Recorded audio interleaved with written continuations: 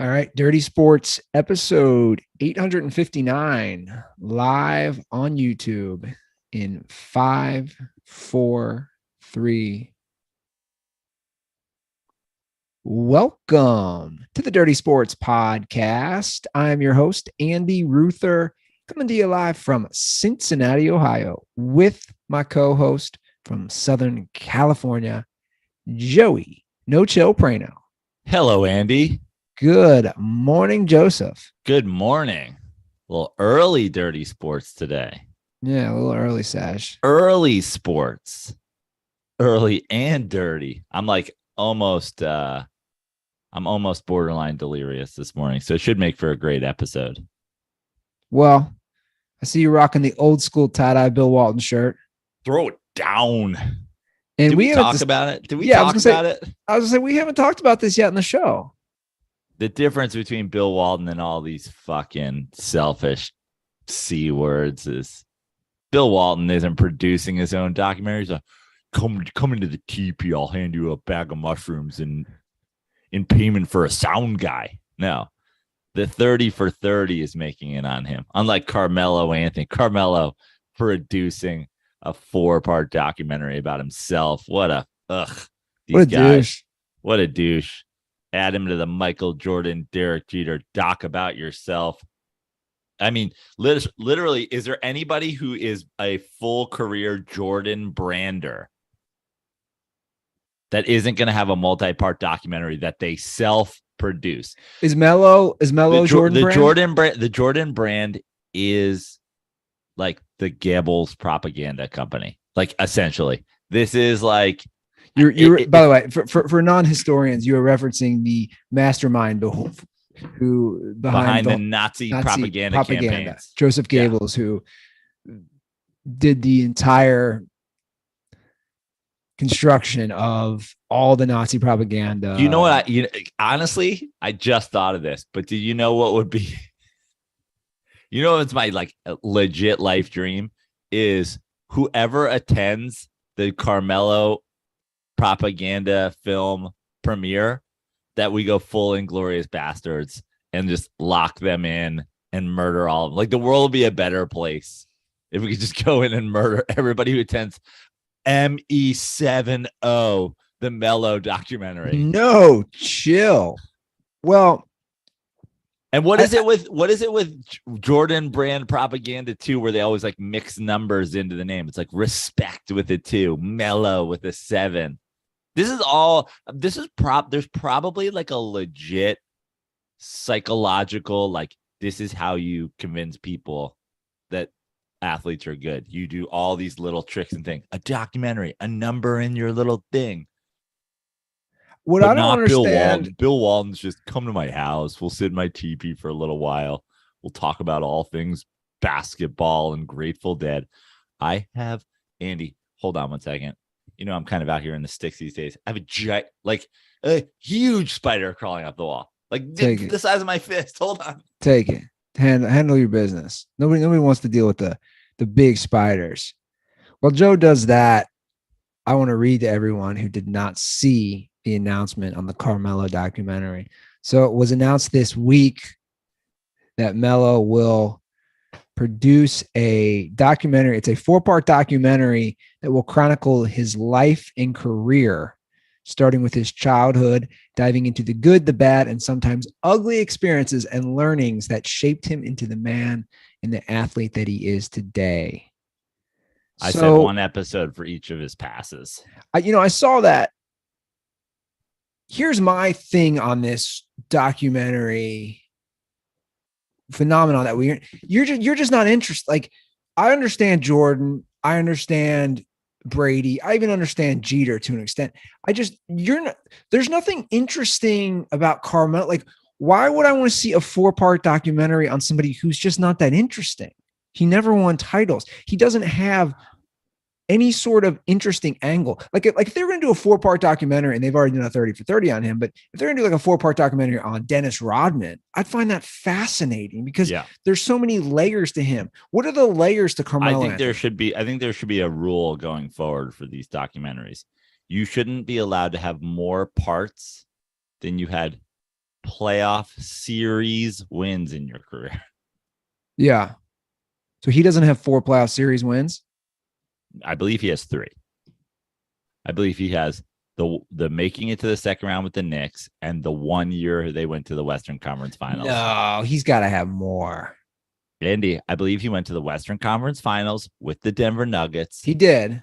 And he went to the second round with the Knicks. Both of those happened one time. Otherwise, I believe he is a non-playoff maker or a one-and-doneer.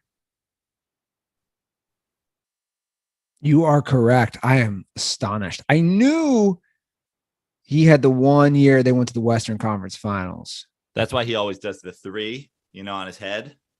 He always does the 3 for his career playoff series wins.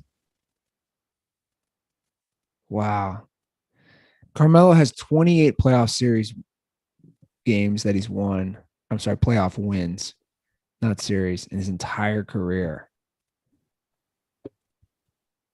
So since the 2009-2010 season, he's won a total of. Does LeBron James have more finals games won than Carmelo Anthony has playoff games won? Probably, right? That's a great stat right there. Well, let's do the math. He easily does. Well, he got swept a couple times, but he does have 4 wins a couple times. He has 4 titles. So he's got 16 wins right there. It's going to be close. All right, that's where we hop into let's see here. Stat Muse. You ever use Stat Muse? It's great. Yeah. He's got 16 in his wins. He's got two more against the Warriors. I can only answer questions, wins for his teams. You can only do teams. Okay.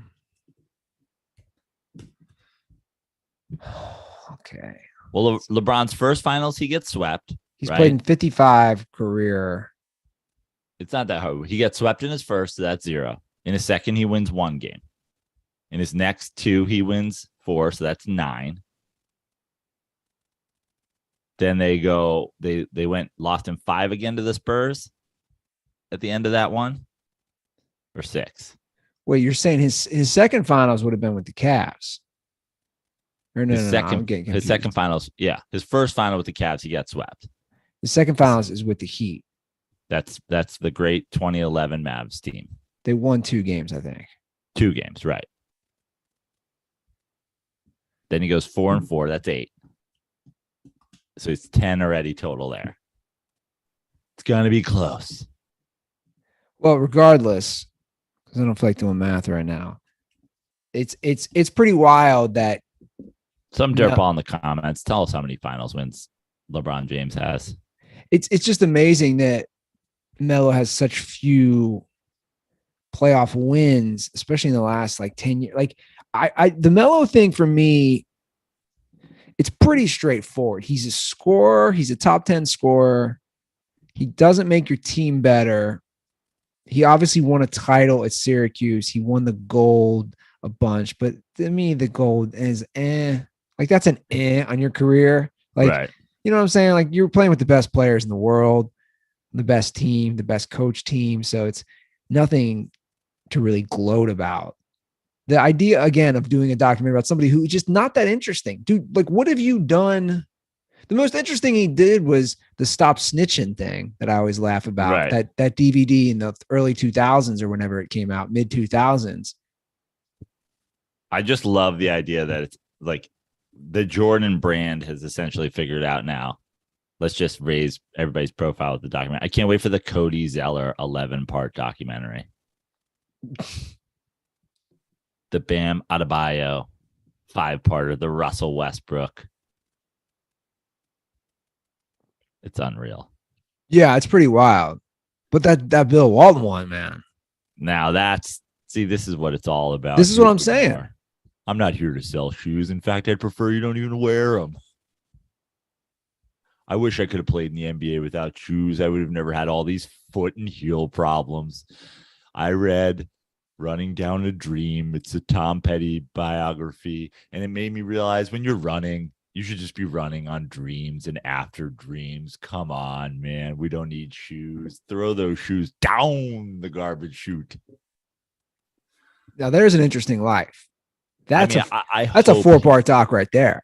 That should be listen, at least. We should have a Bill Walton episode through UCLA, young Walton through John Wooden, the pyramid of success. Then just a quick break where we just did a whole episode about his Grateful Dead fandom. And then we come back to Portland Trailblazers, Walton. Then we should have Celtics / Clippers, Walton. You know, we could even have like we have like a Clippers mini episode, Celtics, Walton, post-career Walton, laying on the floor, eating out of a dog bowl. And then, of course, broadcaster legend Walton. Bike riding, the TP. Yeah. Oh, that's gonna. I mean, I just assume this is his interview is taking place in a TP. Meanwhile, Carmelo's will take place in a gym with Carmelo posters behind him. Bunch of people like walking in. Yo, are you Carmelo Anthony? Yeah, weird that you're here in my gym. Who's the Carmelo comp in football? Is it like Frank Gore? Not even. Like, you know, a guy who just played all these years, so he amassed the stats. I don't even know. It's probably like a receiver or a QB that just like, I mean, it could kind of be Jameis.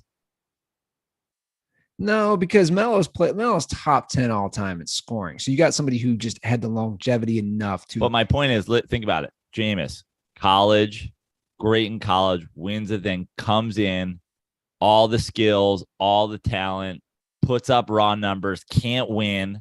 Like if they just like, if for some unknown reason, and by the way, we're fucking a third of the way there already. But if much like Melo, for some unknown reason, teams are like, I don't know, maybe just need to change the scenery, and they do it for fucking 15 seasons. Jameis Winston will be top 10 all time in passing. Yeah, he's tracking. Oh, I know. Jameis 101 has let me know that for the last 2.5 years. But much like Carmelo, what do the raw stats mean if your team is just like, man, this guy is a fucking douche? Yeah. Carmelo, Jameis, pointing Spider-Man meme. Also, stands of them out there for people who literally just can't comprehend sports as they watch it. Well, so I was reading the comments when that report was posted on Twitter, and obviously I quote tweeted it for Dirty Sports. But the comments tell it all. Why all the hate? Why all the hate? Now, a lot of people also, to be fair, took our vantage point and diss him and say, look, he's not winning titles. He's not making his team better. He's a selfish basketball player who just amasses all these stats because he doesn't play team basketball. So there are just as many people, but the defenders are funny to me. I think that the knock on him that the defenders need to understand is that he's just overrated and he's overhyped for it at the core of it. In the end, it's like, listen, you can be great and not have won titles due to circumstances and due to whatever.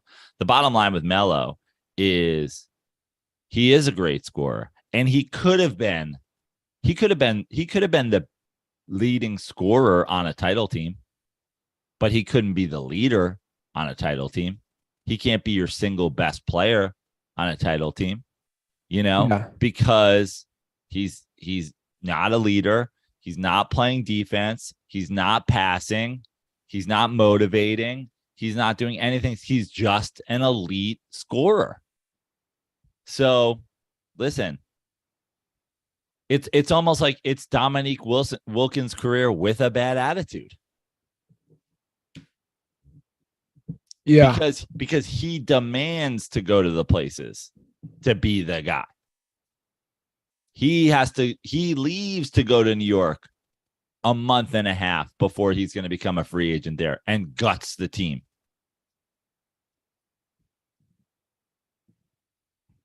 Like, what's the most interesting part of his career? The whole thing with Kevin Garnett and his wife? I mean, winning at Syracuse.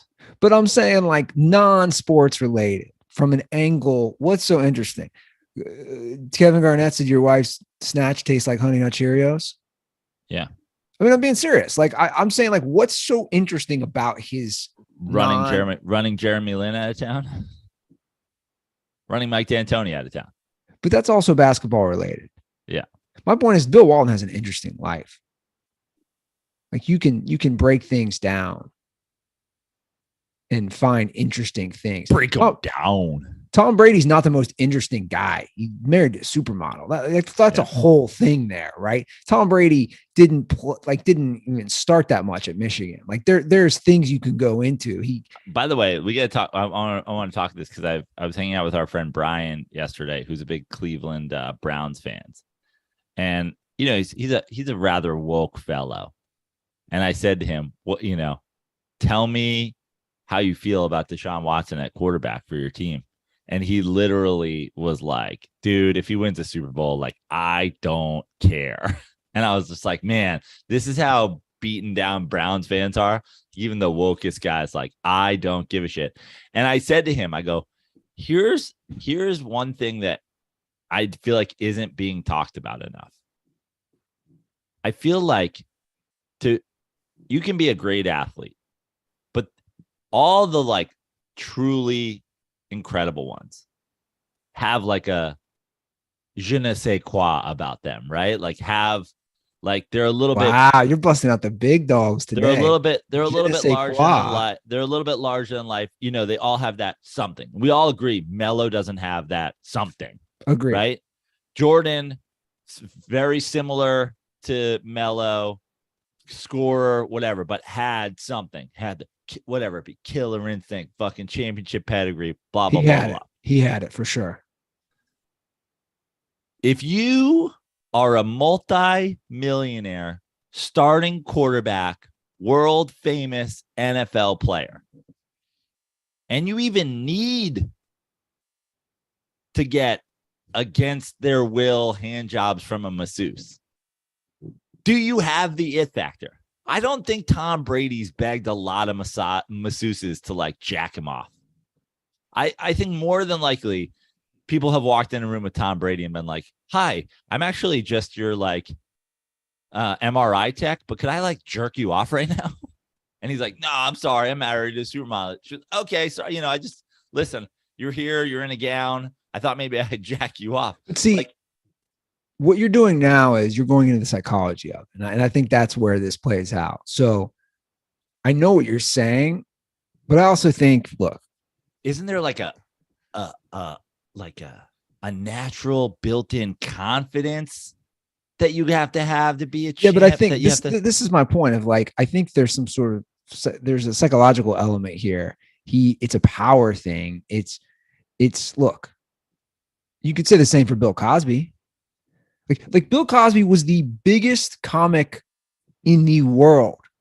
He had the most popular sitcom in the world. Like Bill Cosby was the guy for everyone, for suburban white women like my mom, who's like, oh, he's such a good guy, to the black community. I'm just saying, the thing about Bill Cosby is Bill Cosby, like even on his show, he's like, he owns the like kind of a dork for sure. It was like sweater vibes, nerdy. So it's like you could be great at something, and then like he didn't have like. But why is he doing it? But that's Deshaun Watson-esque. Why is he? I mean, you're a starting quarterback in the NFL, dude. I've seen guys get laid for being starting quarterbacks in high school. I've seen guys get laid for being the fourth stringer on a college football team. This guy starts for the Houston Texans. He's got his face on billboards. And he's like, hey, I know I didn't agree to this random Craigslist masseuse, but can I finger your butthole? And she's like, no. Like, I don't feel like. Yeah, I'm not justifying it by any means. I'm just trying to understand the psychology. I'm saying the psychology of it, I feel like the Venn diagram of a guy that has to do that encapsulates more dudes that don't ever win a championship than guys who win most. And I'll be totally honest with you. You're probably right, but he did win one in college, is what I'm saying. Right. But this goes back to your boy Russell Wilson. It's like Mr. Unlimited. I'm like, when you had a really great defense, but like, are you the guy who's going into a new locker room and just taking this team to new heights? Well, the truth is, I look, it's funny. I was thinking about him today. I guess that comes across borderline homosexual, if not full homosexual. I was thinking about him today, looking at that division. I am selling Russell Wilson stock right now, and that could change during the season. But Andy, Broncos country, let's ride. Broncos country, let's ride. And see, that's one of the reasons. Let's ride. That's one of the reasons I'm selling, is because I think Russell now has turned into this, especially dating a star like Ciara. It's like he's turned into like a meme of himself. And I don't think that's good for the team, right? Like good for winning. Just stick to football, dude. So like, I feel like quarterbacks in the NFL or like lead dogs on a basketball team, it's a lot like actors in Westerns. Like, you watch Tombstone. You're like, Sam Elliott, that guy's a fucking cowboy. You watch Young Guns, you're like, is Emilio Estevez a cowboy? I don't know. I'm not sure I'm on board here. Yeah. Dude, do we want to play it? We got to play it. The Broncos country, let's ride. It's unreal.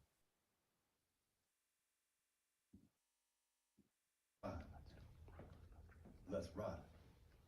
Let's ride. Broncos. Let's ride. Perfect. Okay. One more time. Broncos country, let's ride. Broncos country, let's ride. Let's ride. Broncos country, let's ride. Broncos country, let's ride. Broncos country, let's ride. One more, like you're speaking an actual sentence. Can we do it one more time? We're gonna say, let's ride. My early pick right now is the Chargers to win that division. Whoa, look at Andy. Sells his season ticket holder shares. Bets on them to win the division. I think they're going to win the division. I think they made some upgrades. I think Justin Herbert is going to win the MVP. Early claims. Ruther coming out fucking hot. We're 2 episodes into Hard Knocks. You're like, I'm out coming in hot, baby. I like it. Honestly, that division is crazy. What's weird is, like, I feel like the Broncos are going to be in the mix, but they're like I still have no confidence in them winning division. Like, I think that they could go out, they could win like 6 straight to like open the season, and everybody be like, oh, the Broncos. And at the same time, I'm like, oh, they could be in, but I really, like, it's one of those things where it's like their record could be really good, but I feel like they're the least dynamic of all those teams. Well, the thing is, a defense always keeps you in games. Sure, for sure. So I think the defense will keep them in games. Obviously, they have upgraded their quarterback position. Yeah, no doubt about that. I think what the Chargers they were pretty limited the last couple years. The Chargers, they just gave Derwin James the highest contract for a safety. They bring in Khalil Mack. They bring in some other players. I can't think off the top of my head. Yeah. They add to the offensive line, which needed some help. They draft another offensive lineman. I just think the Chargers, I think Justin Herbert's that good. And I'm not saying anything that people don't know, because I think early on, I know you're in the process of, you just started becoming a homeowner, but what's the potential of an Andy Ruther LA Chargers game visit? I mean, there's potential for sure. Again, I don't have season tickets anymore. I was a one and done with that. No point in doing it. I'm not keeping season tickets to make $400 or $500 over an entire season. Broncos Chargers on Monday Night Football in October. You're Mr. Unlimited comes to LA. That's going to be a hell of a division. And even the Raiders, you just can't sleep on them. Breaking news. Deshaun Watson suspended 11 games and fined $5 million. 11. So you're going to have to pull up that story. Well, somebody's calling. It went from 7 to 11.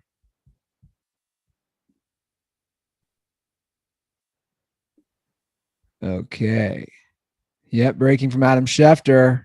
The NFL and the NFLPA. So it looks like this is done deal. A $5 million fine will go to charity. Deal still is not signed, but is agreed to. Okay, so looks like Jacoby Brishkoli for 11 games. Going to be the guy. So let's see here. I'm pulling up the Cleveland Browns schedule. They have an early bye week. They do, week 9. So 11 games. Yeah, 11 games. That So means week 13, right? Dude, did they do this on purpose? Do you know who they play week 13? No. The Texans. I mean, you mean to tell me that's a coincidence? If this is true, because they do have an early bye, so it'd be week 13, correct? Yeah. At Houston, Sunday, December 4th. Wow. I'm just saying, like, they came up with a random number. Yeah. And now, it's not a prime time game, but no, of course it's not. Do you imagine Browns, Houston? The guy who suggested they put that in prime time has been fired. I think it's not a coincidence, though. He returns. No, because they're going to be like, we're going to give him a great, we want a longer thing, but you can come back and score 60 points in your first game.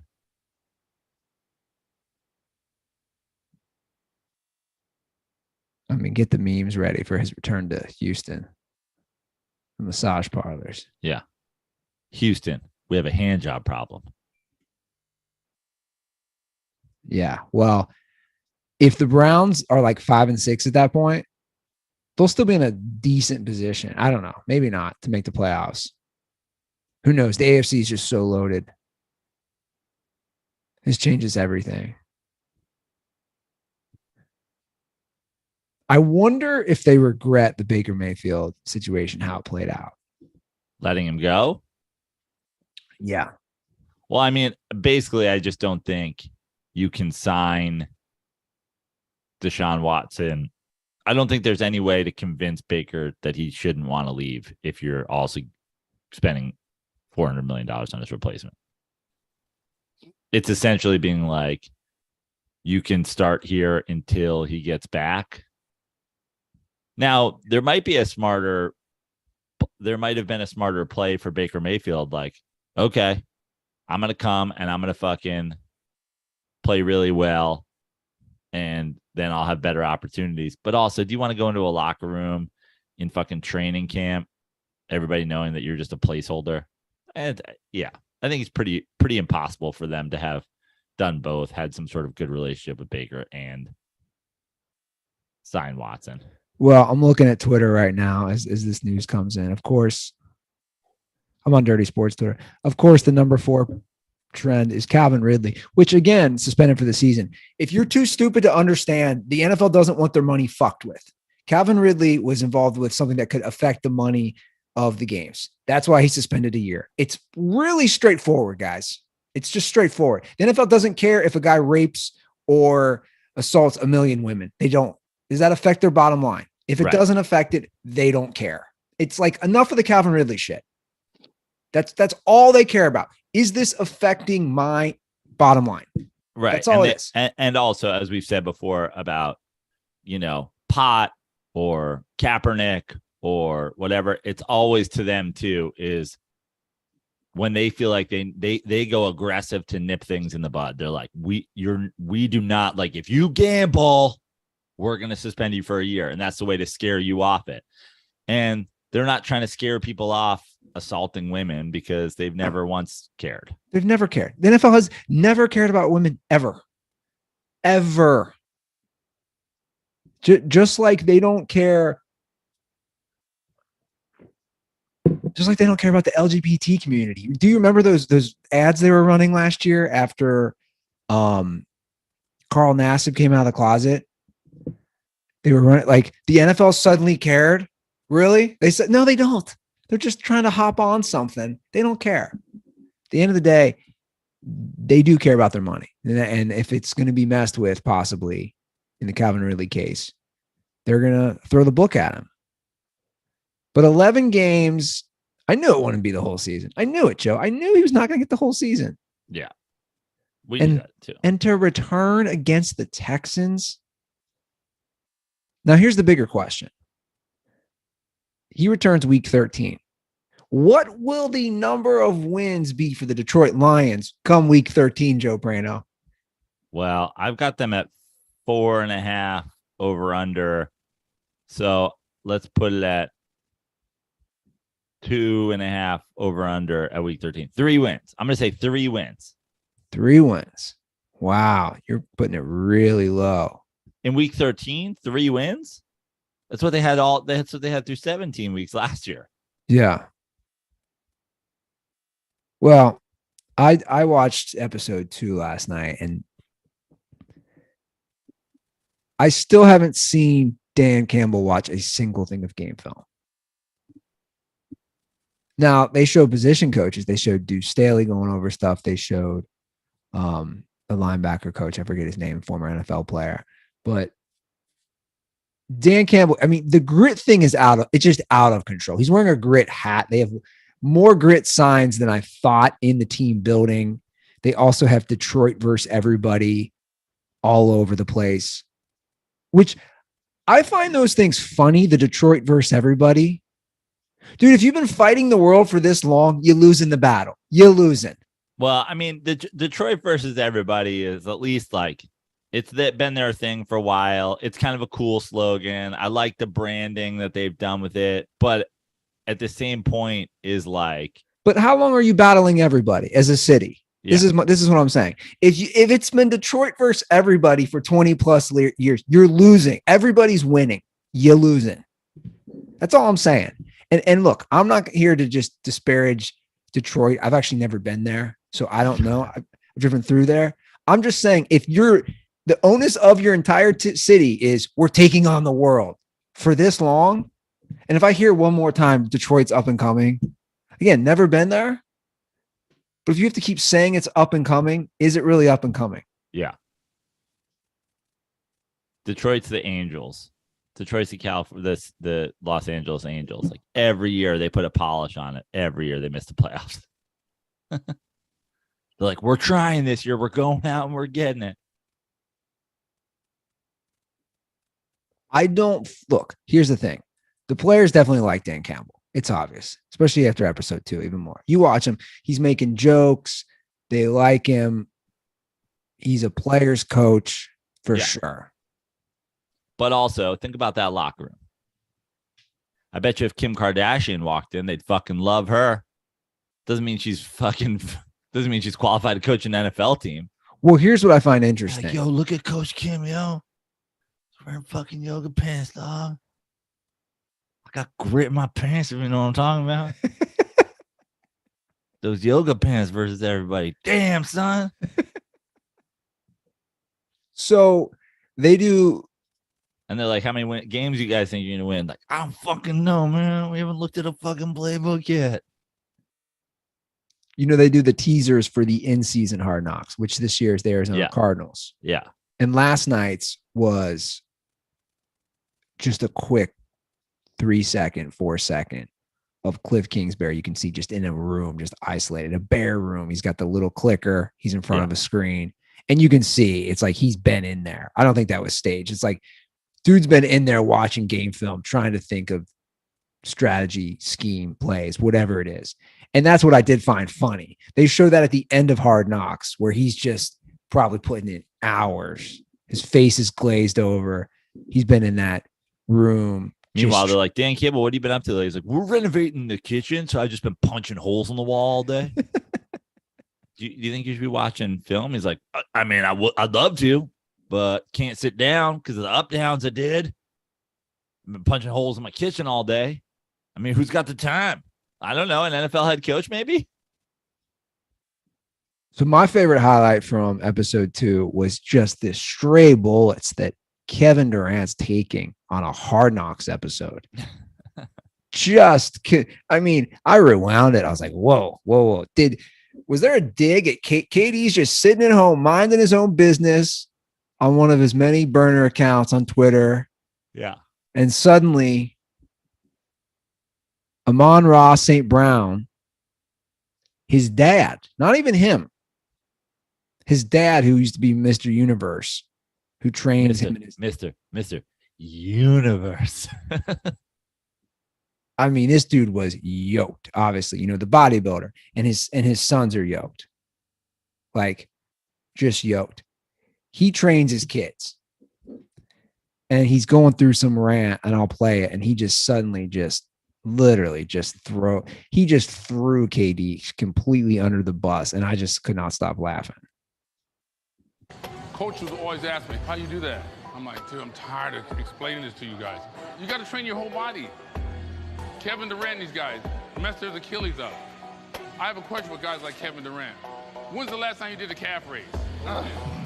At home, I'm dad. But in here, I'm the trainer. So there's no talking, no screwing around. Like if you notice, they haven't said one word to each other. They never talk. I mean, he straight up said in front of the whole world, when is the last time you've done a calf raise to Kevin Durant? Yeah. That got to him pretty quickly. Yeah. Just taking straight bullets. Yeah. Like, dude, what the fuck did I do? What did I do? Just sitting at home. He's tossing me, just throwing me under the bus. It's going to be KD versus Detroit now, not Detroit versus everybody. Detroit versus KD. He's going to show up at the games. Here's a fun stat I did not know, though, until last night from that episode. Amon-Ra St. Brown has the record. He was a rookie last year, right? Out of SC. Yeah. I think he was a 6th round pick, or he was a late pick. He was like the 16th receiver taken. So I don't know what round, but he was like the 16th or 17th receiver taken. And he memorized all the receivers and where they were from because he took it so personally. He has the record for receptions and yards for a Lions receiver, not Kelvin Johnson. I was fascinated as a rookie. As a rookie. Right.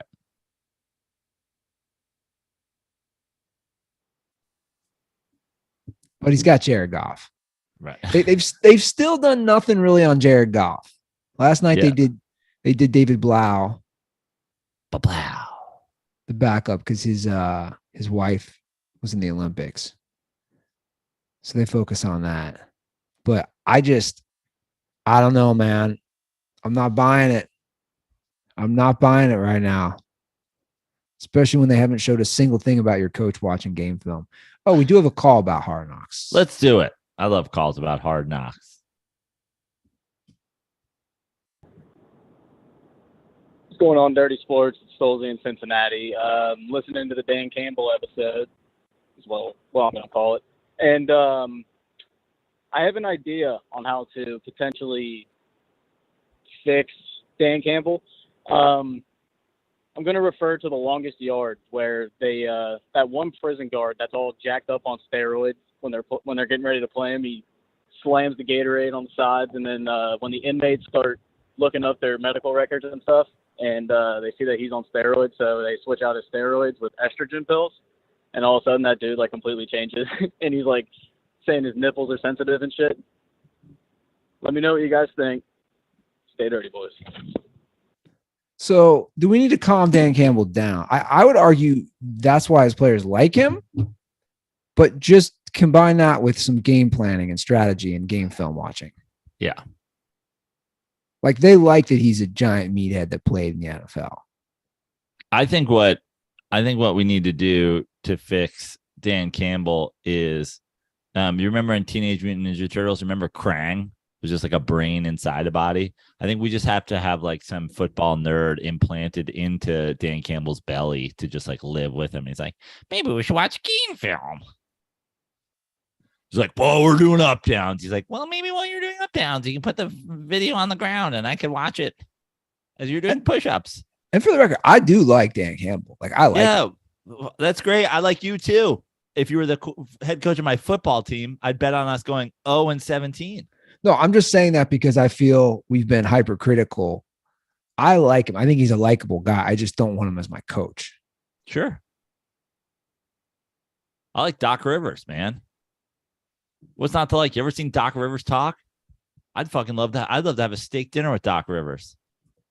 Also, I'd like a fucking Magic 8-Ball to come up with the last play in a basketball game before Doc Rivers. Yeah.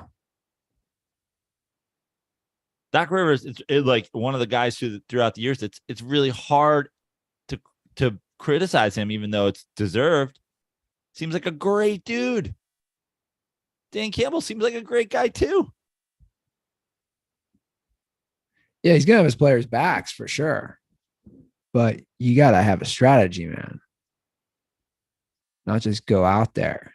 I mean, you know, if you were an astronaut and you fucking met the guy who's in charge of the spaceship, you're like, you know what? I like that Brad. I don't think he has an engineering degree, but he seems like a really nice guy. You'd be like, I'm not getting in that fucking rocket ship. What are you talking about? That was the DirtBall call. Yeah.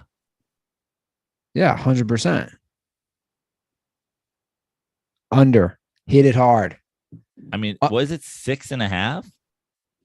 6.5. Lions wins. That's crazy to me still. I have not looked at Lions Reddit in the last week. We need Randy Ruther's the quadruple R. Randy Ruther's Reddit report. Randy lives on Reddit. Yesterday he was trying to dive into like Brown's Reddit, troll them. Randy Ruther's Reddit report. Here's the things that are going on Reddit this week. I'm looking at Lions Reddit right now. It's pretty funny. They're doing some funny stuff. They're doing some funny stuff with Dan Campbell. They're doing some good stuff. I'm getting more into Reddit myself. They're doing some funny stuff. Now, see, this is what I'm here for, Joe. That's classic Andy Ruther 2022. And he's like, I've been digging into Reddit a little bit. It's an interesting place. Well, you know, I'm just hopping in. You guys know that you can just keep up with your friends in like a chat like way on AOL Instant Messenger. This is really, you can just see who's on, who's not. You can say hello. It's really interesting. That was the best. AOL Instant Messenger. The fucking open and closing door sounds. Oh, man. I remember in high school, you'd be at a party, you come home. Back then, the basement bedroom, my parents. You leave a away message, going out to get lit. Yeah. Yeah, fucking see at Cutter's basement. That was the computer room, that basement bedroom. Going in there, you'd be like, girls, you just saw the party, right? Because I didn't have a cell phone. You know, this is before that. Those times you'd be creeping into the AIM. My AIM was Kid 7 AIM. Ill. My screen name was Kid 7 Ill. That's hilarious. Kid 7 Ill. That's fucking, it was very stay mellow of you. Well, they called me Kid on high school and then 7 for my family. And they said I had ill humor. Dude, I was a weirdo in high school. I would make like gibberish. Like I had like my own, like, this is kind of dorky, but like I would just like have weird gibberish sayings I just made up. Like words that weren't words. I wonder what everyone thought of me, really. There's like, we're just kind of fucking weird. I'm glad you didn't have a cell phone then. You would have been posting videos. You'd be like, yeah. This year I'm gonna be Kid 7 ill. Kid 7. Kid 7 ill. For the rest of this year, you guys gotta call me coming. Kid 7. Ew. That's still the single most cringe video I've ever seen in my whole fucking life, dude. It somehow came across my thing the other day. Again, I was like, straight up the fucking most cringe video in all genres. You think that's the most cringe video? The Russell Wilson clip? He knows what he's gonna say, but he still does the fake stuff. Mister Unlimited. You're like, what is wrong with you? Again, I think it's just, he's married to a superstar. And fucking he's dork, a dork. Rolling a herb, rolling a fucking cheddar dick. This dude, he's a total dork. This dude's dick is made of fucking Wisconsin sharp, dude. And it doesn't help. Well, that makes sense. He played there. It doesn't help that he's also a Jesus freak. Yeah. Like you roll all these things into one and you just have a total dork. Total nerd. Now, I still think he's a good football player. We'll see. Like I said, I'm real curious this year, though. Like this is the year. I love that Andy is taking his Russell Wilson stock and he's just like looking at it. He's hovering around the cell. He's like, I don't know. Am I all out? Am I cashing it all in? I'm not all out. Like I said, I'm just being realistic here. Look, I've enjoyed his career. I still think he's a Hall of Famer. I'm being realistic. I'm adapting. Unlike Matthew Stafford, you don't think that he goes to a team that's close and immediately takes them to the Super Bowl. I would argue the Rams were a lot better.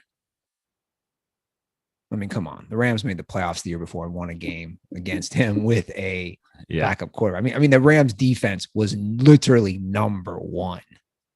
So I don't think that's a fair comparison to Russell Wilson. I think the Rams are that good. And they're going to be good. And obviously they're going to have, a competition from the Niners. But we'll see. We'll see. I mean, the regular season starts, I think, 3 weeks from today. It's crazy. And the NFL is making moves. They are basically spreading those wings and taking over everything else. I don't know if you saw this. There's going to be a big NBA versus NFL on Christmas Day. Wow. Is Christmas fall on a Sunday? You would think it would be this year. Or is it on a Saturday? Let's pull up the old calendar. Christmas this year is on a Sunday, correct? Wow. Christmas Eve is on a Saturday. So this is what you got. Listen to this schedule. On Christmas Day, at noon, you got 76ers at Knicks. At 1 p.m. By the way, shout out to Mikey, who I know listens to the show these days. He fired off a family text this morning. I love this. Mikey wasn't the world's biggest basketball fan growing up. Mikey fires off a family group text today. He said, Knicks, Sixers, Christmas Day. Let's get a suite and go as a family. I'm in. Let's ride. That'd be Knicks, cool. Pray no family. Let's ride. Pray no family. Let's ride. So you got your Knicks. Pray no family. Let us ride. So your boys. Pray no family. Let's be riding. Your boys are at home at noon against the Sixers. 1 p.m., you got Aaron Rodgers and the Packers at the Dolphins. 2:30, you got Lakers at Mavs. 4:30, our boy, Mr. Let's Ride at the Rams. Oh, yeah. I mean, these are all they're all going to overlap throughout the day. 5 o'clock, Bucks at Celtics. 8 p.m., Grizz at Warriors. 8:20, you have a primetime Sunday night football game. Bucks at Cardinals. And 10:15, Suns at Nuggets. I'm just going to have to go full Morgan Freeman in fucking Dark Knight with all the screens. Oh, yeah. But again, the NFL is just, dude, they're Amazon. Yeah, Amazon's just buying everything and taking over. And I just read that Amazon is going to delve even more into the entertainment world, spend billions of dollars more. They obviously have grocery. They have all the delivery. I mean, By the way, just because you said it on the last episode, I probably would have just ignored it, but then it popped up and it was like, it was right there. I turned on my Amazon one day, and it was the main thing that they were like had in the main box that they were promoting, A League of Their Own. I watched one episode. I'm out. Wait, what? Remember A League of Their Own, the TV show? We talked about this. We did? Yeah. Didn't we just talk about this like 3 episodes ago? I have no clue what you're talking about. Am I losing my mind? This wasn't me and you. Who's in this? I've nobody of importance. We talked about it when we talked about I have no memory of us talking about this. we talked about it when we talked about the Field of Dreams game, didn't we? I don't remember it's us talking about it. Man. I talked about it with somebody who was like, they're going to ruin. I swore it was you. It was a very Andy Ruther take. They're going to ruin something great. It wasn't me. It wasn't me. Wow. You got that short-term memory loss, fam? I have a lot of memory loss. You've been smoking weed lately? No, I just go full Will Ferrell on the podcast in Old School. He's like, what happened? Like, you were amazing. My manager calls me all the time and be like, that thing you just said on Dirty Sports. I'm like, I have no recollection. She's like, it was 15 minutes ago. I'm like, I'm sorry. I black out.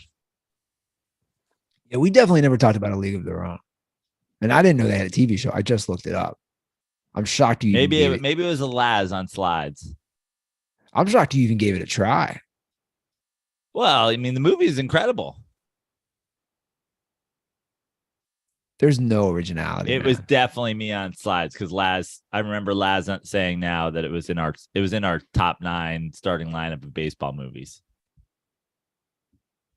So if anybody wants to hear, that's on probably last Slides episode. So, your boy LeBron is giving the Lakers LeBron James 2 more years. LeBron James. $97.1 million. Crazy. Doesn't he hurt their chances though? Does he care? Taking All that money, all that money. I don't really understand it, to be totally honest with you. I don't know. I know that there's some legitimacy to like, you can't just take 20 million a year and be like, it's fine, like whatever. You can't just like essentially play for like, you can't do charity and just be like, oh, I don't need the money, like whatever. But I feel like there could have been a more reasonable deal here that, yeah, would have given them the ability to sign some other people. I don't know. I just think that because, well, listen, we know LeBron James, greatest of all time, in my opinion. I obviously don't even think it's really an argument. But you're at the tail end of your career. I mean, Michael Jordan was scoring 20 on the Wizards and, not making the playoffs at this point in his career. You're going to need help. So I hope Anthony Davis is healthy, and I hope you guys figure out how to get a couple more pieces, because otherwise, yeah, you're just taking the money and riding out the end of your career in La La Land, which is fine too. You came here, you won a title. I don't think he's going to play with his son. I don't think his son's good enough. Really hard to tell. It's hard to tell, but I just think people don't realize how hard it is to make the NBA, unless it's more of it's nepotism where he gets in. I don't know. Everything I've read, like the recruiting isn't there for him. It's all a media train. It's all PR. It's like that's why the LeBron deal is kind of doubly shocking. Like, I wouldn't have been surprised if he was like, I'll play for $20 million a year, but you have to draft my son. You have to sign my son as like an undrafted free agent. You have to. It's part of the negotiation. But if you're getting $50 million a year, I don't think you're allowed to make demands like that. You're getting paid what guys get paid now. Yeah. Oh, his son's older than I thought. He's a junior now, right? He'll be 18 in October. Yeah.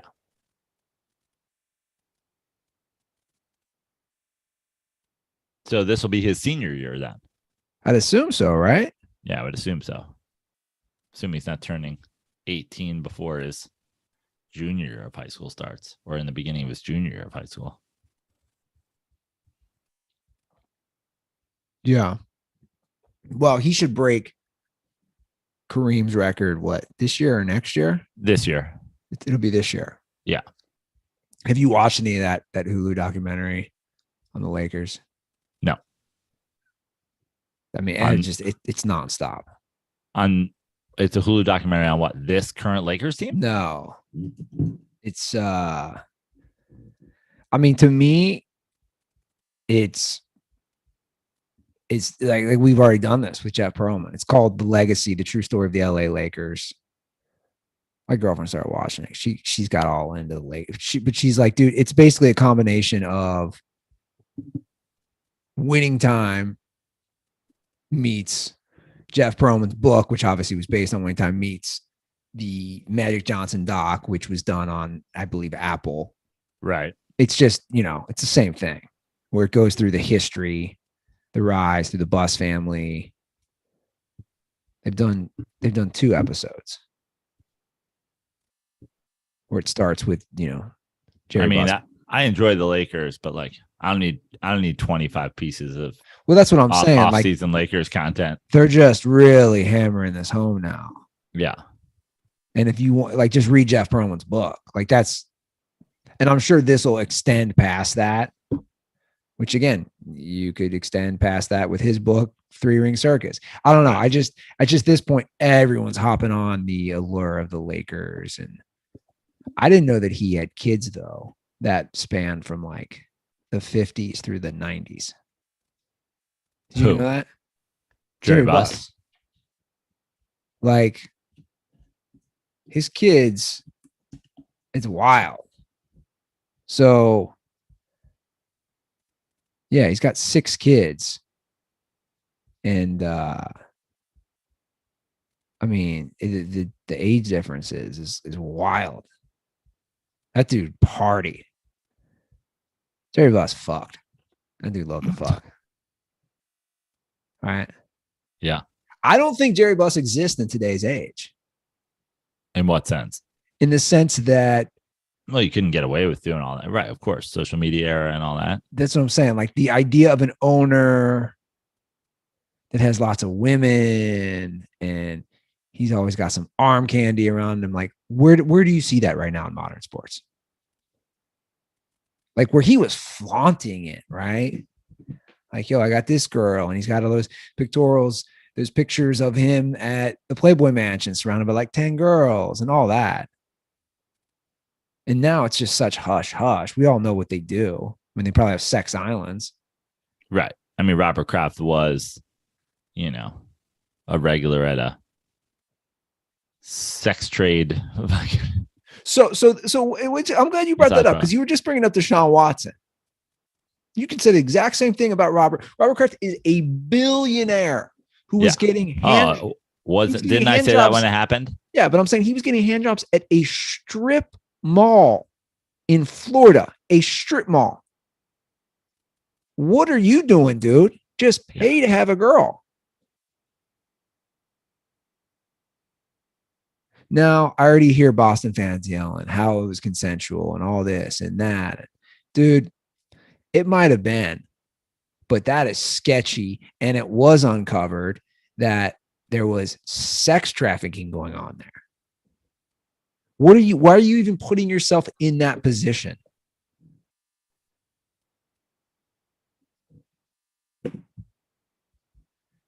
Anyway, I'm excited for football, Joe. I know you are, Andy. That's what it boils down to. And you know what goes best with football? So wait, now you sold your Chargers season tickets. I sold them.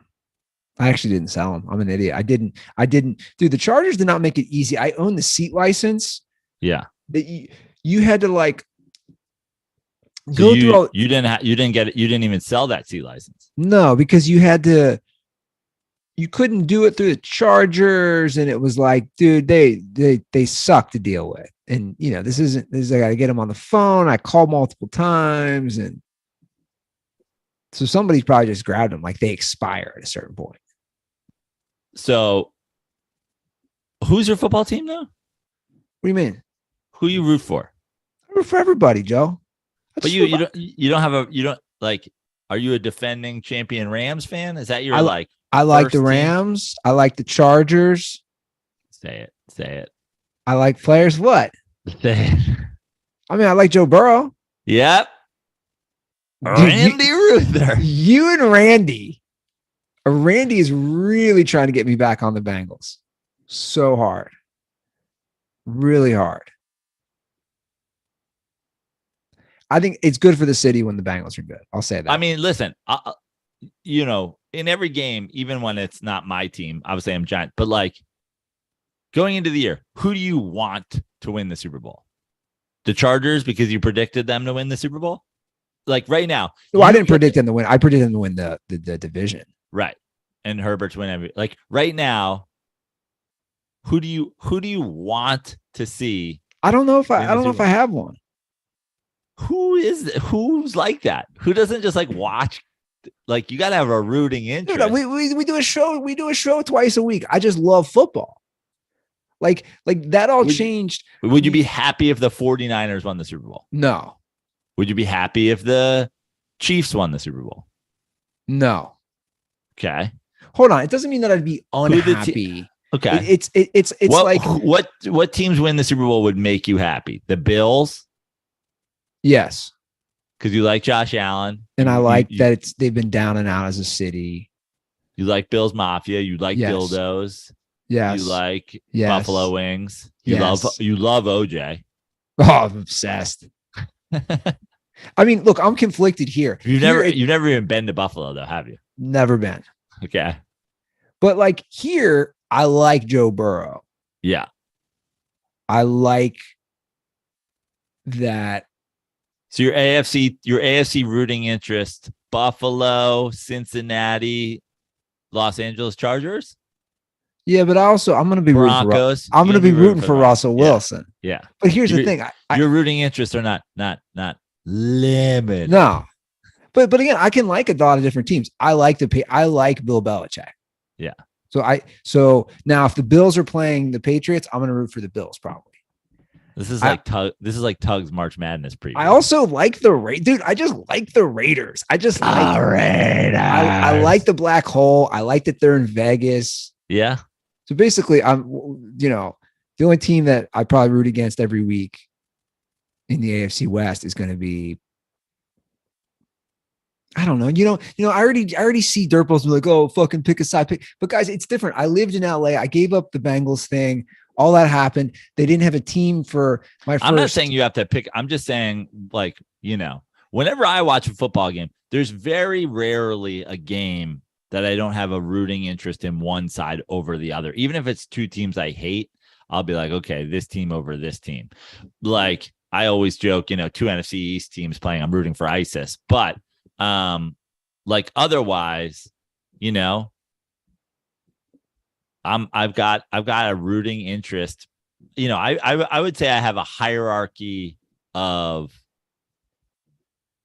like rooting interest at this point. And like the bottom of it's like the other three NFC East teams. And then, I kind of actively always root against Kirk Cousins. I kind of actively root against Tom Brady. I'm going to actively be rooting against Russ all the time in Denver just because of all the heat I've taken. But you know how the NBA, I'll suddenly be rooting for the Seahawks. Let's go. Seahawks Nation. Let's ride. Geno Smith. Let's ride. Let's fly. Right. Let's fly. For me, it's about let's ride on the back of a bird in the sky. Let's fly sky. Let's sky fly high. Let's sky ride. It's about the quarterbacks. A lot of people like players in the NBA. That's kind of how I am with the NFL. Bless you. I root for quarterbacks, right? So and there's a lot of these quarterbacks that are fun to watch. I just like watching the game. I root against fan bases a lot too. Sure. You know, if I have a bad experience with a fan base. Like Pittsburgh's a prime example. I think Yeah.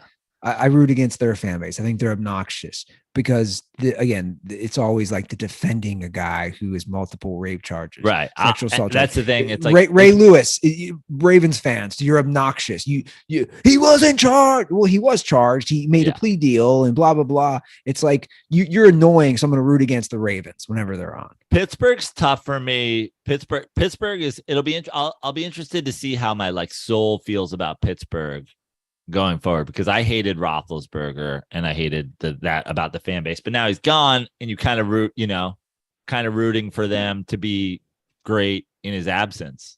Show that it was kind of never him all along, you know? I like Kenny Pickett. I hope he does well. Yeah, but as a kid who grew up in Cincinnati, you just can't, you know what I'm saying? Like of course. They're just a rival. It's like, sure. It's like I can't root for them. I like Matt Ryan. You know, I like the Colts finally moving on from Bershkoli. I would like to see Indy do well. Yeah, I'd like to see Indy do well finally. Yeah. Well, they went with what Joe Prano's plan to save the organization. They just did it like 4 years too late. Well, my advice to you before the season, and I know you'll do this, get that fridge stocked full of Miller Lite. Get yourself ready for football. Andy, my fridge is already stocked with Miller Lite. I'm already ready for football. I'm ready for baseball. I'm ready for the final game of this Mets Braves series. I'm ready for the WNBA playoffs. I'm ready for everything. I stay ready. Joe's refrigerator, stay ready. It's just stocked with the Miller Lite all the time. Miller Country, let's light. I was hoping you'd work that in there. I've got my fridge stocked with Miller Lite, Andy. I went out the other day and got me a 30 rack. Ooh. You know, I love Miller Lite in all forms. Draft first and foremost, obviously. You know, what's better than a nice tall pint of Miller Lite, fresh out of the draft tap, handed to me in maybe a frosty glass. But then I go bottle. But then you know what? From time to time, I'm just like, you know what? I haven't done groceries lately. Got a lot of room in the fridge. Let's go get 30. Throw them in the bottom. Throw them in the bottom of that fridge. Yeah. You can throw them in the golf bag. Miller Lite Country. Let's lie. Well, DirtBalls, next time you're getting ready to enjoy cold ones with your crew, especially during this football season, go to MillerLite.com/dirty sports to find delivery options near you. Or you can pick up some Miller Lite pretty much anywhere they sell beer. It's Miller time. Celebrate responsibly. Miller Brewing Company, Milwaukee, Wisconsin. 96 calories and 3.2 carbs per 12 ounces. And speaking of Miller Lite, I believe, do you have a Miller Lite bet with Randy Ruther? I was just about to bring that up. So Randy, random wager to me. He goes, hey, do you think Joe Burrow is in the top 7 of the NFL's top 100? I said, absolutely not. I was like, love the guy, but top 7 player in the whole league? I mean, just like in my head, I was like, Josh Allen, Mahomes, you know they love Brady. They're going to put him up there. Aaron Rodgers, Aaron Donald. That's 5. That's just 5 people just like right off the top of my head. Is the whole thing going to be quarterbacks too? Like, you know. When do they do that? I think he said they're doing the top 25 soon or something like that. But I was just like betting him outside the top 7 seems obvious to me. And what's the bet? 30 rack of Miller Lite, bruh. Ooh. I mean, listen, either way, I win. I either get to gift somebody Miller Lites via MillerLite.com/dirty sports. Correct. Or I get to receive it. But, you know, so the friendliest of gentlemanly wagers, only gentlemen wager Miller Lite versus one another. But I was just like, oh, you could have said top 10, and I probably would have still taken that outside top 10 just because. I don't know. Top 7 seems crazy to me. It'll be tough. Well, as great as Burrow is. Who's deciding that? I have no idea. Yeah, it'll be tough because I just think that they're not just going to go all quarterbacks. No, they won't. Wow, he is turned, isn't he? Yeah. Like, man. I hope for his sake that just I just hope that he doesn't like Randy's so turned that I never know what text I'm about to receive. When I get a text from Randy, I'm always like, oh boy, here we go. Did he get whiskers tattooed on his face? You know? He's like, Bengals country. Let's meow.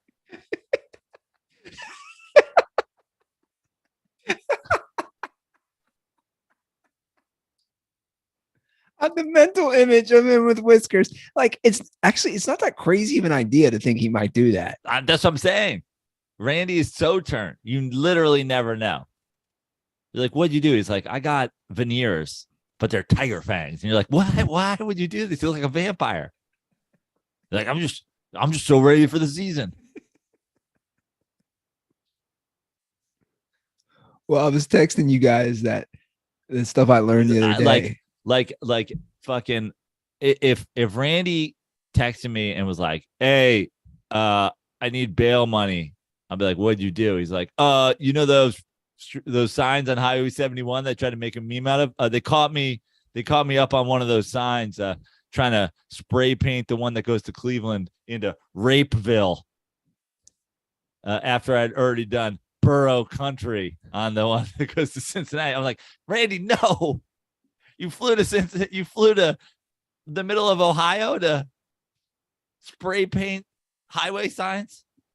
I mean, I'm just so turned for the season. The guy is turned. The guy has a Bengals tattoo. The guy literally has paid, I think, multiple times now, TJ Hushmanzada on Cameo. Yeah. Like, TJ Hushmanzada's only on Cameo because Randy Ruther. Randy Ruther's putting TJ Hushmanzada's kids through college. He's like, man, this guy, Randy Ruther. Which, by the way, I'll be honest, you're going to love this. I went to text him the other day. I put in, like, I've not forgot his name's Justin. I'm like putting in Randy Ruther in my phone. Like, what am I doing? There's no Randy in my contacts. It's in Justin. You put Randy Ruther under his company, you know, his work phone. I've never seen, dude, he is like, I'm trying to think in all my days of like turnt fans. Like, he's up there as far as like anybody I've known who's so turnt for a team. He's not a baseball guy. He's not a hockey guy. His basketball fandom is LeBron only. If LeBron, you know, if LeBron played in Cincinnati, be a whole different story. And he was obviously big on him when he was in Cleveland. He's stuck with him on LA. He's a LeBron guy. But his true fandom is Bengals and Ohio State. Yeah. Which is a good segue into a deal that happened right before our show started with the Big Ten. The Big Ten just signed a 7-year, $7 billion, that's B with a B, TV deal with Fox, CBS, and NBC. So it's $1 billion a year in each of the current 16 Big Ten schools. They got to change the name of that. Will receive anywhere between $80 to $100 million per year just on the TV deal. I mean, now Joe, this is next level. When we're talking $7 billion deals for one conference. Yeah. And I love the quote from the Big Ten commissioner, Kevin Warren. He said, these new deals will continually provide stability for our athletic departments to service our students. Stop saying students in a highly productive manner, allowing them to get a world-class education, but be treated in a manner that they rightfully deserve.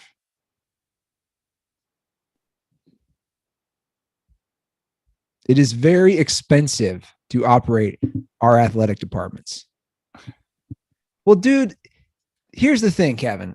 It is, but your athletic departments, do they all need their own fun zone and bowling alley and barber shop? It's like, right. You've every athletic department has basically created. It's like remember Richie Rich? It's like Richie Rich's house is the athletic department. Like the players don't need to hop on like Silver Spoon. They don't need to hop on a train to go from class to class. Like, of course it's expensive. You guys are spending all this money. And by the way, I don't care. Do what you want. You know, you can put a whack-a-mole in every game film room if you want the guys to play arcade style games, but dear God, at what point do we just say, this is just minor league football? Yeah. I mean, that's insane. $1 billion. And that's why SC and UCLA laughed. I do wonder how much of that actually goes to academic department. Like, is that going to science labs? I have no idea. That's what I'd like to see. Okay, let's say you're getting $80 to $100 million a year. How much of that goes to the athletic department, and how much of that is like, hey, we're building a new state-of-the-art science wing? I don't know if even I don't even know how those deals work. Like, I would assume the networks don't give a shit where it goes, right? I'm sure there's a board on these schools, a board of trustees or whatever, that are like, we got to do this and this and this. I honestly have no idea. I so don't care about college sports at this point that I wouldn't even know where to begin to find out the answers to those questions. Don't care. We have a Dirty Sports update, if this is correct, on Carmelo. Shout out to Brent. He said Carmelo actually has 34 playoff wins and LeBron has 22 finals wins. He said the Thunder and Rockets helped the numbers out for Melo. I don't think the Rockets should. He has to be on the team. Like, what? Didn't they let him go off the Rockets? Like, he wasn't there for that playoff. He wasn't there for that playoff run. I didn't think he was either. He was on the Rockets for like 15 minutes. Yeah.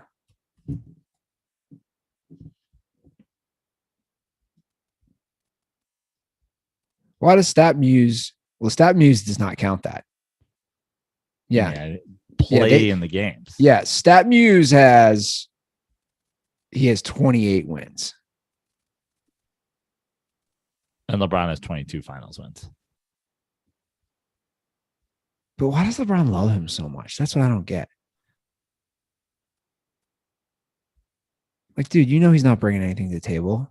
I mean, he's a friend. Like, listen, we've talked about this with LeBron forever, right? The LeBron thinking he can, like, where LeBron's ego is out of control is thinking that he can, like, give his friends a fucking ring.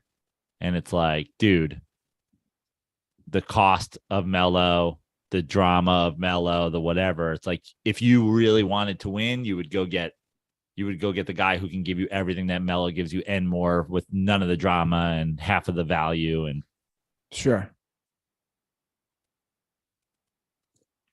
Well, I know you got a busy day, so let's get to some DirtBall calls. 310 DirtBall calls. 310 DirtBall calls. Let's listen. DirtBall calls. Let's listen. If you want to, DirtBall calls. Let's listen. What's the number in case you want to? DirtBall. Let's call. 310-359-8365. 310-359-8365. 310-359-8365. The number of people who showed concern for me via text and DM, whatever, after I said, don't fucking call me. First of all, amazing. I'm fine, guys. Thank you. I was just annoyed last episode. But I want to reiterate this because it's just so funny. The guy who called my phone and sent me a 1,000 DMs, one of those DMs was, what's the Dirty Sports hotline? And I was like, you called my fucking personal cell phone number? Amazing. Like, That's a mentally ill shit right there. Yeah, man. You got look, and for the record, I gotta let this guy know because we know who called you. Randy Ruther is not my actual brother. I learned that from a DM from Randy Ruther that he forwarded me. Guys, Randy Ruther is a character. So there is no actual man on this earth. In fact, Randy Ruther's face on Twitter is just your profile with a fucking mustache drawn on it. So the dirtball called Joe thinks Randy Ruther is a real person. It is not a real person. Okay. We will start with a sports /friend/child related call. This is all intertwined. What's the proper etiquette, Joe? Let's decide. Let's decide for the proper etiquette. What's going on, boys? Kyle Aronofsky calling back once again from beautiful Toms River, New Jersey, home of the 1998 Little League World Series champions. Conversation going on in the Mean Girls chat is about football Sunday etiquette, I guess, because one of the members is expecting a child soon, and I think in the coming weeks. And one of his buddies, who's always over his house for football Sunday and split the Sunday ticket package, essentially said, I'm going to get my own football Sunday package because I guess I'm not coming over anymore. And I kind of take the friend side. I'm like, I would feel really awkward going to someone's house if like his wife and newborn baby are there and it's just like a couple guys. You know, you're not going to be really free to act like you act on football Sunday, cursing at your bets, yelling at the TV, getting drunk, things like that.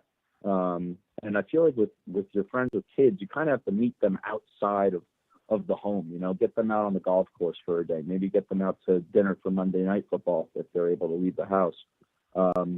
So you guys are obviously older. You have way more friends with kids, way more experience with this than the Mean Girls chat. So I really want to know your feedback. Is it weird to go to someone's house, maybe just one or two guys, if his wife and kid are there? I feel like it's just a little odd. Condoms are for crib midgets. Condoms literally are for crib midgets. That's why we have them. Condoms are for what? Crib midgets. I think that's children. I think it's totally depends on who the person that is hosting this is and how they parent and what their home life is like. I mean, I would say the two people in my the guys in my life who would be my quote unquote best men, my best friends / brother, like whatever. Like I can watch football at Mikey's house. Mikey's kid gets into football. They're not running around. They're not like, Mikey's not telling me not to swear. Mikey's not telling me not to drink, like it's totally chill. Tony, my buddy, who I'll go over to his house and he'll literally yell at his wife and I'll be like, hey, we're trying to watch the game in here. Can you come get these children? Like it's a place where I feel totally great going over to watch a game. And I'm actually more likely to like play with his kids or like leave the room and go watch them play on the drums or whatever for a minute than he is to like let that happen. I'll be like, yeah, I'm going to go. And they're like, dude, watch the game. And I'm like, it's fine. I can take 2 minutes off and go watch your daughter like show me the dance moves that she's like perfected. And then I'll come back and watch the game. It's like not that big a deal. But he'll like look at his kids and he'll be like, listen, we're watching the game in here. So if you're going to be in here, you're going to be quiet or you get out. And then there's other people who I know who have kids. And it's like, yeah, I would never consider going to their house because it's mayhem. They let their kids run wild. Their kids jumping on you the whole time or whatever. Tony always be like, can you give Joe his personal space? And I'm like, damn, all right. Got them a lot of steps. So I think it all depends. But I think I'm in agreement in terms of like in this particular situation, if this guy's like, I'm going to get it on my own, I'm not coming to your house. I think, it's like, listen, if you're interested in splitting it, since you have a kid now, you have access to the streaming one. I'll have it in here. I'll have it on my direct TV or whatever. I'll give you the password in case you want to like stream it. And also you're welcome here anytime. But but also like a newborn, like what's a new, like A newborn should be sleeping most of the day. Like, it's not like the kid's going to run up. Like, when I hang with kids, it's like, sometimes I'm afraid I'm watching the TV and all of a sudden I'm going to get like knee bombed in the junk because you're like, they're everywhere. Like, if a kid's under 1.5, I'm not really concerned with them like ruining my time. Yeah. Well, if the kids are around, I have a lot of kids in my family. They don't usually come over on Sunday because I want my attention on the game. So, and I get it. I understand the what he's saying here is the guy who used to host is now the one with the kid. Sure. No, and I think that's fair that he goes off on his own.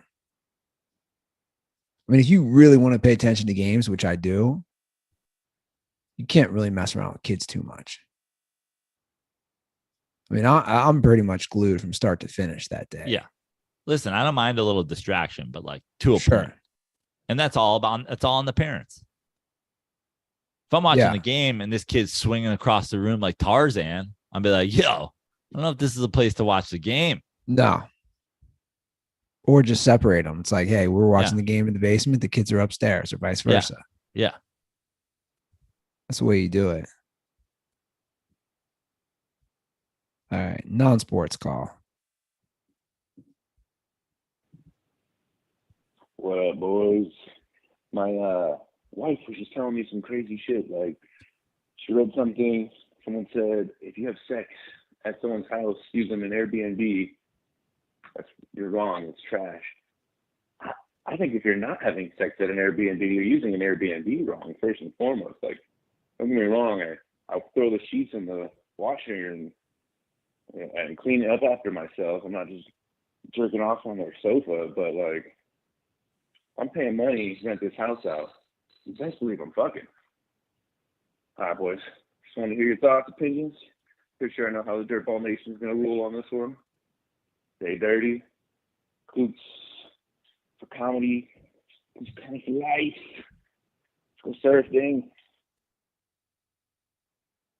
Oh yeah, this is the easiest thing ever. Yeah, this is a no-brainer. I don't know. Like, it's a I'm hotel. renting It's a your hotel. place. I live there. I It's live a there. hotel. Now. Yeah. Of course you can have sex. Yeah. You should. Yeah, You that's should have sex. You should have sex in every room. Yeah. No, I mean Airbnb. Like the idea of you take your significant other on vacation, and you guys decide you're going to do an Airbnb instead of a hotel. Of course. I mean, by the way, I would never pick an Airbnb over a hotel if the rules were I'm not allowed to have sex in it. Yeah. Unless you're staying in Chattanooga and Derek has a note, no sex. Yeah. You're getting a bad review if you have the no sex note. This is the Wi-Fi. Also, we don't allow sex. I've never heard of that. People saying it's rude. Yeah. That's kind of ridiculous. It's a ridiculous claim to me. Yeah. I don't know where that. I now question what did he say? His wife? His wife read it somewhere. Or somebody said that to her. Yeah. Well, somebody said that to her. You need to drop that friend. Yeah. And where'd you read this? Yeah. I mean, there's so many shitty websites out there. Where'd you read this? No sex in an Airbnb? Probably Cosmo. They've been ruining shit forever. There's some bad websites out there now. They're just like, yeah. Right, shit.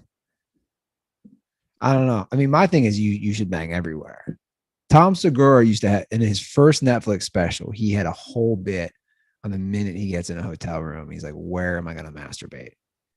And like, that really hit me. This is a special from like 9-10 years ago. I'm like, that's me. Like the savage in me is like, where am I marking my territory? I mean, it's pretty gross if you think about it. Like I'm not the same way now, but like I used to be like that. Okay, here is another non-sports call related to what we discussed last episode about the Baja men. Hey boys, John, Salt Lake City, calling in. Who Let the Dogs Out was just referenced on the most recent edition of the Dirty Sports podcast. And I recently noticed that song won a Grammy for best song of some category. Which begs the question: what is the worst song ever to win an award or Grammy or what have you? It might be that one. I mean, that's astonishing when you go back and think about it. Curious to hear what you guys have to say. Stay dirty. So Baha Men won the 2001 Grammy for Best Dance Recording. Right. So I mean, it's not like they're winning Best Song. So I just pulled up the worst. These are the worst artists to win a Grammy. No, I want the song. I mean, so Milli Vanilli, they ranked number 1. And that one, what? That one Song of the Year? Best New Artist. Right. Girl, You Know It's True, 1990. I mean, these are. Well, let me say this right out of the gate. And this I gave this hot take before when Andy Ruther used to live tweet the Grammys every year. You always bring this up. I worked on a pop culture radio show, so I watched it because we talk about it on air. No, stop it. You live tweeted the Grammys for years. It was like hold on. An annual Andy Ruther experience. I live tweeted and the Grammys. It was like, and the Grammys were always fucking tape delayed. You're doing like an 8 p.m. live tweet of the Grammys that already happened 3 hours ago. I live tweeted the Grammys for like 3 years. Okay, fine. Anyway, this take is also seconded by a very famous scene when Homer's Barbershop Quartet wins a Grammy on The Simpsons. The Grammys is the worst awards show ever. Like, no award show ever has gotten it wrong more than the Grammys. They're like the Grammy fails are historically legendary. Like they always pick the wrong artist. They always pick the fucking wrong thing. I think Eric Clapton's big year was the same year Nirvana fucking put out Nevermind. I think Hall and Oates beat Radiohead. Like, I mean, there's the amount of like, they do those like, oh, this movie won Best Picture over this. Look at how it's aged. There's like 5 of those in Academy Award history. There's more of those in Grammy history than there are correct ones. Like the Grammys suck. And the Baha Men winning one for Who Let the Dogs Out is proof of that. Yeah, well, I remember this one though, the Macklemore over as like rap. Yeah, so this was a big one. This was in 2013. This was controversial because he won a bunch of. Macklemore and Ryan Lewis won Best New Artist, Best Rap Performance for Thrift Shop, and Best Rap Album, all in 2013. And like Kanye put out an album that year, or who? Like what album did they? Let's see here. Oh yeah, that's well, let me see here. Who won it?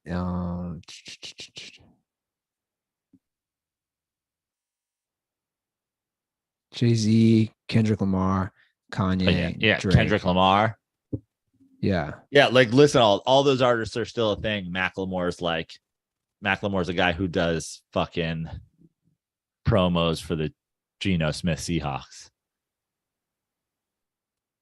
Our quarterback, we got our quarterbacks in a thrift shop. Let's ride. Let's fly. Russ and Macklemore are boys. You know that. You know they're boys. You know it. Russ is like easily my favorite rapper of all time.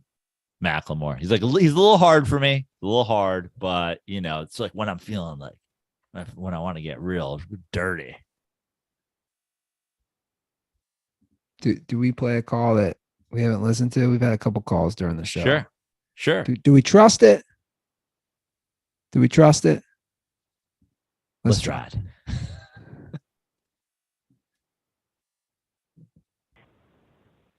What's going on, Dirty Sports? It's your number one Texas Dirtball, KT. I got a 2-part question here. So this reminds me of the Farmer Dirtball's last call and what Joe was saying about Jeter and how all he was trying to do was stockpile stats at the end of his career. So we got Albert Pujols here. He's at 689 home runs, 11 away from 700. He said this year is his last season, but it's like, yo, you definitely got to come back and hit 700. I don't think we're ever going to see 700 again in our lifetime. Like, what do you think on this, guys? No, I know he's had his farewell tour and everything, but no one's going to knock him for that. So I think 100% has to come back, man. Like 5 years ago in college, I was doing all the math, and I was like, all right, he just needs to hit 20 more, and he could possibly get the record. Fucking COVID ruined that for him. But next part of this question from the Farmer Dirtball, the shot challenge. So let's do it. Let's do a Joe Prano shot challenge. Anytime he mentions Jeter hate, let's take one shot. Anytime mentions Republicans, how he thinks they're stupid, I think that's a double shot for sure. And then anytime he mentions Kaepernick, one. The one shotters this happens so often. So yeah, what do you think, boys? I'm in. The Joe Prano one sounds like when I was in high school, my buddy printed out off of the internet. He's like, there's a Star Wars drinking game. He's like, well, let's watch Star Wars. And it was like pages. It was like any mention of the Force, finish your drink. Anytime anybody, and it was like, essentially, I was like reading it. I was like, listen, we're going to die if we do all the things. The Joe Prano drinking game. Jeter hate, Kaepernick love, Republicans are dumb. Hey, throw in Carmelo Anthony. How about every time I say, let's ride? Like, let's go. I'll get you boys fucked up.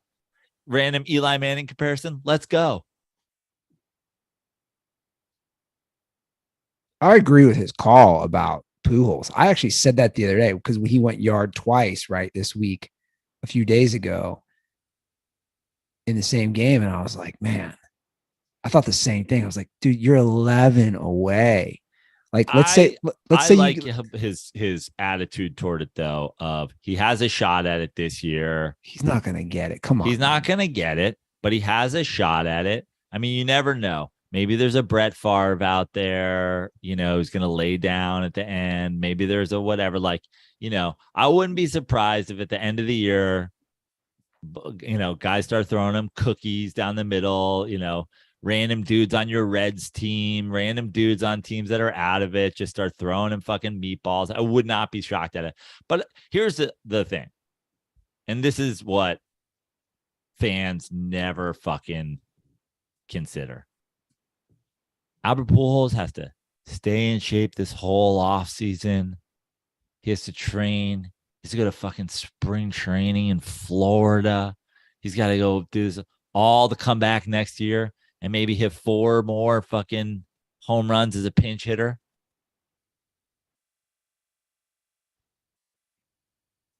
I know. It's just like you're so close, man. You're so close. How many home runs does he have so far this year? 10. He's played he's played in 67 games.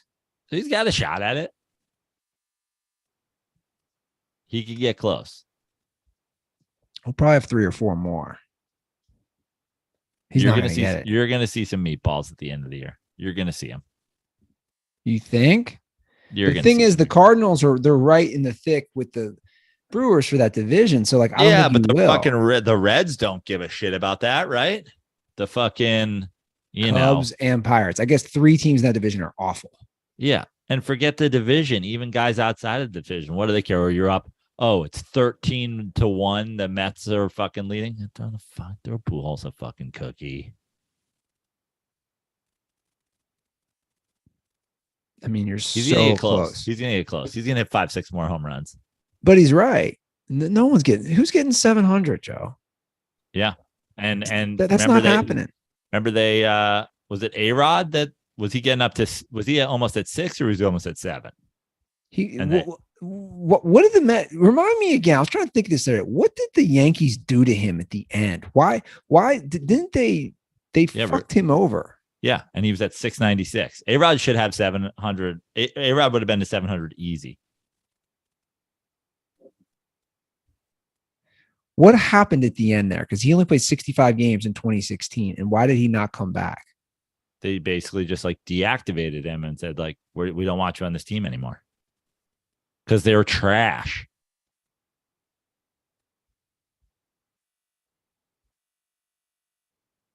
He was so close. Yeah. Garbage people. I raged on them on this show about that. He won 2 MVPs with the Yankees. Bro, what are we talking about? Yeah, no shit. A-Rod takes shits that are better baseball players than Derek Jeter, and they had the fucking three season farewell tour, but they won't let A-Rod stick around for 8 games to hit 4 bombs. It's everything that's wrong with fucking sports. Just propaganda campaigns. Yeah. This is a shame, man. That's 700. It's just, that's so impressive. So impressive. 310-359-8365. 310-359-8365. 8365. That's the hotline. You can follow us on social at The Dirty Sports. Follow me at Andy Ruther. Add to the Joe Prano drinking game every time Joe Prano does plugs.